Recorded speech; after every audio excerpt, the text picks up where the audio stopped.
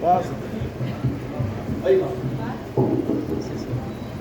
जी सामने बैठे हुए श्रद्धेय पवार जी की उपस्थिति को प्रणाम करता हूँ। कविता का ऐसा शिखर, पुरुष ऐसा हिमालय, और उनका सहज हाथ जो हमारे शीश पर होता है तो जो ऊर्जा मिलती है वो प्रणम्य है। वो हमारे बहुत बड़े हैं लेकिन हमारे बहुत निकट है, और उनका निश्चल स्नेह मिलता है। अजय गुप्ता जी, श्रद्धेय राजेंद्र अग्रवाल जी, वासुदेव जी, कौशल जी, तोमर साहब, सब बहुत महनीय लोग मेरे सामने बैठे हैं। और यहाँ कविता क्या कोई सुनाए, सब कविता के शिखर पुरुष बैठे हैं। ये पवार जी का शहर है। मेरे सारे भाइयों ने बहुत अच्छा पढ़ा और मैं बधाई देता हूँ। संस्कारों की बात की थी सुल्तान ने, मैंने इससे सौरभ से पानी मांगा एक गिलास, इसने सुना नहीं तो मैंने सुल्तान से कहा, सुल्तान ये सौरभ से पानी के लिए कहा है, पानी नहीं दिया इसने। तो उसने कहा, बोले भाई साहब ये तो बहुत है, ये है ही ऐसा, आप एक काम करो, खुद उठ के पी लो और एक गिलास मेरे लिए भी ले। घरों से संस्कार ये बढ़िया गंदी। और वो कह रहे हैं कि उर्वी जी प्राचीन नौजवान उदय प्रताप जी ने लिखा, पुरानी किश्ती को पार लेकर फकत हमारा हुनर गया है, नए खिवैये कहीं ना समझे नदी का पानी उतर गया। और ये आदरणीय दिग्विजय जी ने, नारायण दत्त तिवारी जी ने, बापू जी ने सिद्ध करके दिया। आइए भाई साहब बैठे हैं। आइए दोस्तों, जिनके जन्म दिवस पर यह कार्यक्रम है, और मैं बधाई देता हूँ राष्ट्रीय कवि संगम वाणी फाउंडेशन और महाकवि ताराचंद धारी ट्रस्ट को, सोमनेश भैया को, पवार जी को, अजय गुप्ता जी को कि उन्होंने मुझे इस पावन पुनीत अवसर पर यहाँ आने का सौभाग्य प्रदान किया। मैं शहीद आजम भगत सिंह के नाम 4 पंक्तियां पढ़ना चाहता हूँ, और रोमांचित हुआ जब भी उनको पढ़ा सुना। छोटी सी उम्र में खेतों में बंदूकें खोदी, 5 साल की आयु में, 23 साल कुछ महीने की उम्र में मेरा रंग दे बसंती चोला गा करके हंसते हुए फांसी का फंदा चूम लिया। निश्चित रूप से जो तोमर साहब ने कहा कि चाचा भी जेल में थे और 2 चाचा थे, उनके पीढ़ियां युद्ध लड़ रही थी, आजादी की जंग लड़ रही थी। भगत सिंह जैसा क्रांतिकारी इस परिवेश में ही जन्म ले सकता है। मैं उस विद्यावती माँ की कोख को सैल्यूट करता हूँ। अंग्रेजों को न केवल भगत सिंह की जिंदगी से डर लगा, अंग्रेजों को भगत सिंह की मौत से भी डर लगा। इसलिए फांसी की तिथि जो 24 मार्च निर्धारित की गई थी, उससे पहली रात को 23 मार्च को फांसी देकर के अफजला शव राजगुरु सुखदेव और भगत सिंह के सतलज की लहरों में प्रवाहित कर दिए।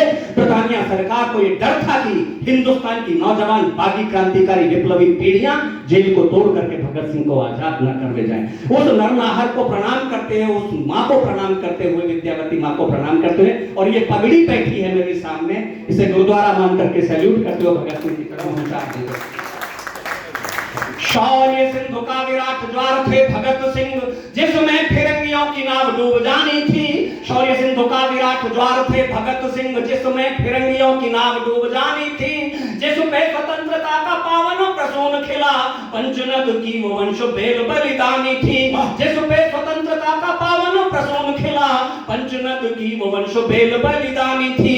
देशभक्ति का जुनून मिला जिसे लोरियों में, देशभक्ति का जुनून मिला जिसे लोरियों में, सिंघनी का दूध पिए शेर की रवानी थी। रंग दे बसंती चोला गा के फंदा चूम लिया, फांसी वाला जिसने वो धन्य नौजवानी थी।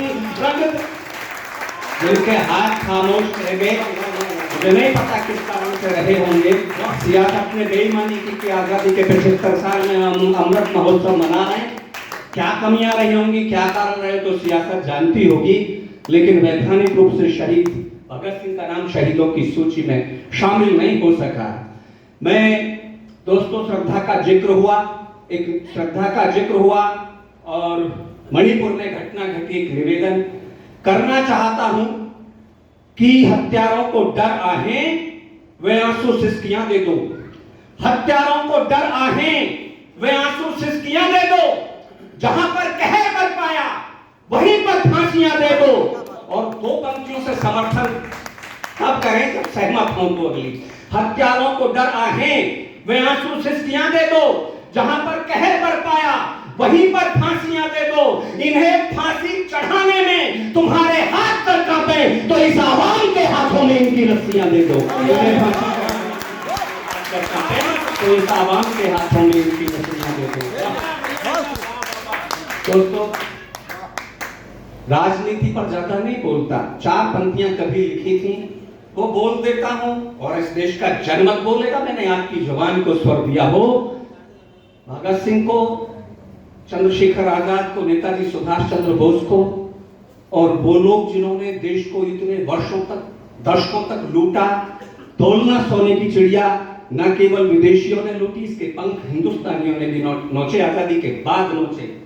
वो देश की चिंता करते थे, तुम जेब की चिंता करते हो। वो देश की चिंता करते थे, तुम जेब की चिंता करते हो। तुम लूट खजाना भारत का स्विस के खातों में भरते हो। तुम लूट खजाना, कहां से पैसे निकले, ईडी ने अभी छापे मारे। तो देश की चिंता करते थे, तुम जेब की चिंता करते हो। तुम लूट खजाना भारत का स्विस के खातों में भरते हो।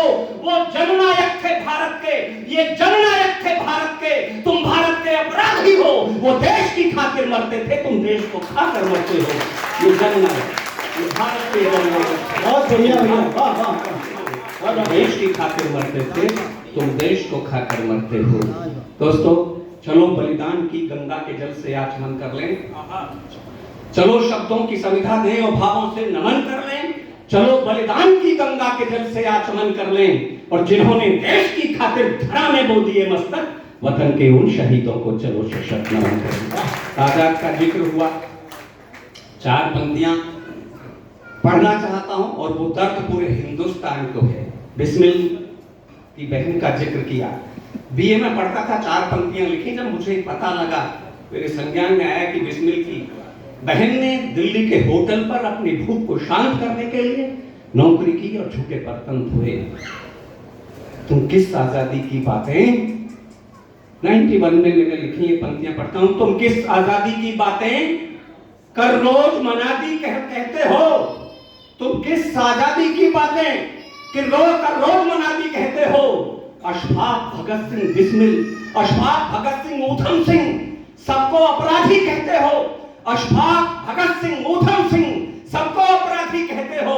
बिस्मिल की बहन मरी भूखी, बिस्मिल की बहन मरी भूखी, होटल पर झूठे कप धोकर गद्दारों ने गद्दी भोगी, इसको आजादी कहते हो।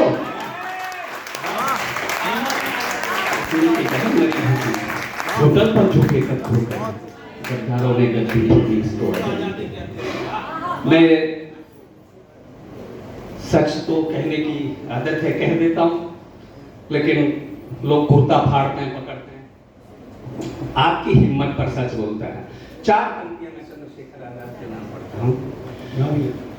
छोटी सी उम्र में ही कर गई बड़े काम, ध्रुव नचिकेता प्रहलाद जैसी जिंदगी। छोटी सी उम्र में ही कर गई बड़े काम, ध्रुव नचिकेता प्रहलाद जैसी जिंदगी। जन्म से नगण्य किंतु कर्म से प्रणम्य बनी, शबरी जटायु में निषाद जैसी जिंदगी। जन्म से नगण्य किंतु कर्म से प्रणम्य बनी, शबरी जटायु में निषाद जैसी जिंदगी। डायर के सीने में उतार गोली ऊधम से, डायर के सीने में उतार गोली ऊधम से। सीना तान के जियो फौलाद जैसी जिंदगी। जीते जी फिरंगी सरकार जिसे छोड़ न सकी, जीते जी फिरंगी सरकार जिसे छोड़ न सकी। धन्य चंद्रशेखर आजाद जैसी जिंदगी। जीते जी फिरंगी सरकार, चंद्रशेखर आजाद जैसी जिंदगी। धन्य चंद्रशेखर आजाद जैसी जिंदगी। दोस्तों, 3 नारे नेताजी ने इस मुल्क को दिए, तुम मुझे खून दो मैं तुम्हें आजादी दूंगा। दिल्ली चलो दिल्ली दूर नहीं, नारों ने देश को आजादी के दिन दिखा दिए। 75 वर्षों में राजनीति की भाषा ये हुई मानो इस मुल्क की राजनीति इस देश के आवाम से कहना चाहती हो, तुम हमें आजादी दे दो, खून तो हम तुम्हारा ले ही लेंगे। तब नेताजी को स्मरण करते हुए इंडिया गेट पर प्रतिमा क्या लगी नेताजी की, लोगों के पेट में दर्द हो गया। अब पंक्तियां पढ़ता हूं, नेताजी कौन और जितने बड़े महनीय व्यक्तित्व पर पंक्तियां पढ़ता हूं, तालियां उठें तो वैसे उठे, वरना खामोश रहना। कि आजादी की जंग में आजाद हिंद फौज बना, जन जन में जगाए जोश को प्रणाम है। आजादी की जंग में आजाद हिंद फौज बना, जन जन में जगाए जोश को प्रणाम है। जिसने गुलामी को सलामी नहीं दी कभी भी, जिसने गुलामी को सलामी नहीं दी कभी भी, शूरता स्वाधीनता के कोश को प्रणाम है। तुम मुझे खून दो मैं तुम्हें आजादी दूंगा, तुम मुझे खून दो मैं तुम्हें आजादी दूंगा। जैसे क्रांतिकारी युद्ध घोष को प्रणाम है, यूनियन जैक को उतार सिंगापुर में तिरंगा लहराने वाले दोस्त को प्रणाम है।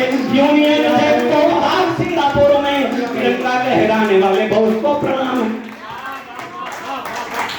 दोस्तों, मैं अभी पिछले दिनों दैनिक जागरण की कवि सम्मेलन की यात्रा में था और मुझे गाजीपुर जाने का सौभाग्य प्राप्त हुआ। उस गांव में जहां अब्दुल हमीद का जन्म हुआ, वो खेले बढ़े, वो जीप वहां रखी है जिससे उन्होंने 7 टैंक तोड़े थे शत्रु के। उनके शौर्य की कहानी जिस माँ को सुनाई गई होगी वो जन्नत में होंगी, अब्दुल हमीद जन्नत में होंगे, लेकिन उनका वंश परंपरा उनकी वहां है। मैं 4 पंक्तियां पढ़ना चाहता हूं उन लोगों को सैल्यूट करते हुए जो वतन के लिए सरफरोश होते हैं, और जो वतन के लिए सरफरोश होते हैं वतन उन्हें कितनी मोहब्बत करता है ये मुझे पता है।